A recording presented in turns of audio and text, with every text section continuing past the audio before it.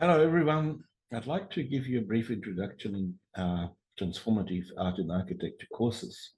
I think the best way how we can get an idea of the nature behind something is when we look at what is its aim. What are we aiming for? And so what are the aims behind transformative art and architecture, and how are we going about achieving those aims? And so if you compare it with conventional art and architecture, we can see that there's quite a difference in the aims from the very beginning. In a conventional design approach, the most important thing, of course, is function, and that's perfectly okay. And once the functional requirements have been considered, we usually look at ecology because we want things to be environmentally friendly, sustainable, and that is another important consideration. But then after that often comes consideration of our well-being and health and nature. We want to be in harmony with the natural world, which is slightly different compared to the ecological approach, because in the ecological approach, that is a little bit more utilitarian, whereas when we want to be in harmony with nature, we bring in an aesthetic perspective. But that's not the only thing. These days, in the modern age, with the possibilities that we have with computer-based design and manufacturing, we can create very unusual forms. And this has spawned many really modern buildings with most unusual forms, which tend to go either very much into an exploration of technology or an exploration of just simple a fantasy world of the weird and wonderful, futuristic forms.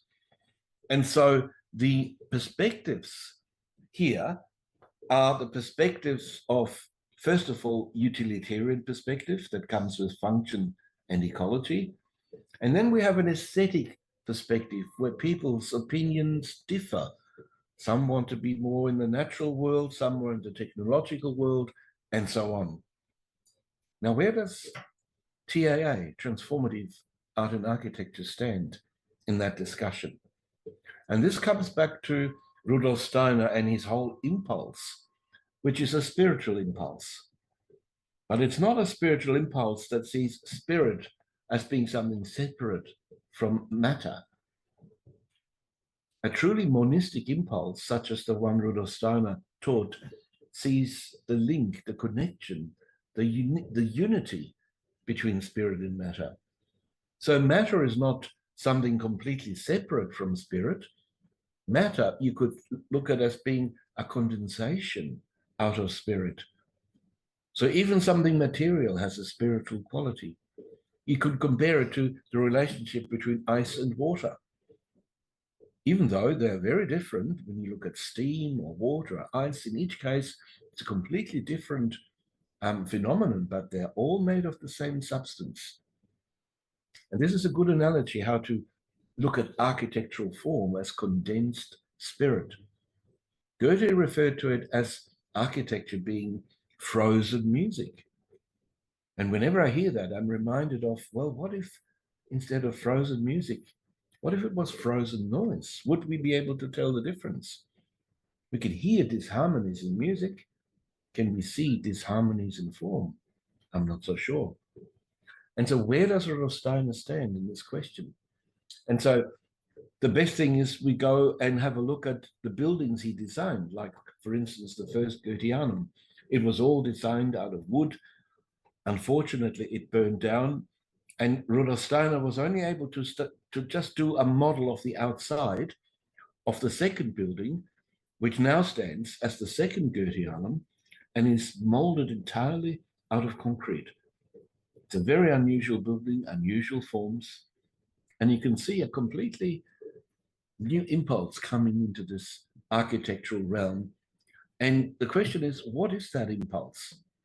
We can get a sense of it when we listen to one of the lectures that Rudolf Steiner gave to the workers of the first Goetheanum. So you see, these are very unusual words. We don't find functionality, ecology, not even nature. So what do you think is the impulse behind this, these words that Rudolf Steiner spoke to the workers there? And it seems to me there is a spiritual impulse trying to come to expression. And this spiritual impulse, if you like, sits at the apex of the other aims. It's not in contradiction with function and ecology of the other ideals, but it is like an inspiration. Something new is coming in. And this new element, it's not utilitarian. It's not even aesthetically, primarily. It is a moral impulse. And as such, it is connected with qualities of goodness, qualities of truth, qualities of beauty. These are universal moral qualities that we all can agree with. And the question is, how do we bring this impulse into architectural form? Whenever goodness, truth, and beauty come together, then something universally beautiful arises, which is no longer just simply subject to individual tastes. And that is one of the aims of transformative art and architecture, to create forms that are universally beautiful, that through that spiritual impulse can have a transformative effect that resonates with our hearts, and we're touched.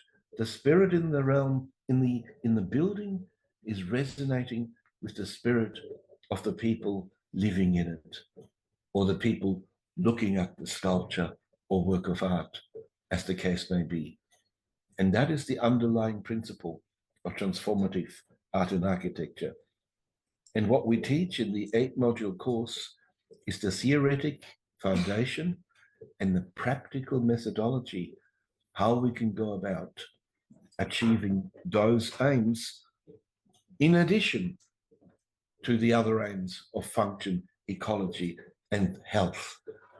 We are looking at a relationship where everything forms a united whole, where the spiritual impulse from above works its way down into the material considerations, and where the material considerations are transformed and ennobled.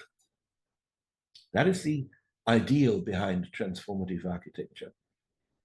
And if that is of interest to you, maybe you will come and check it out. I hope to see you there.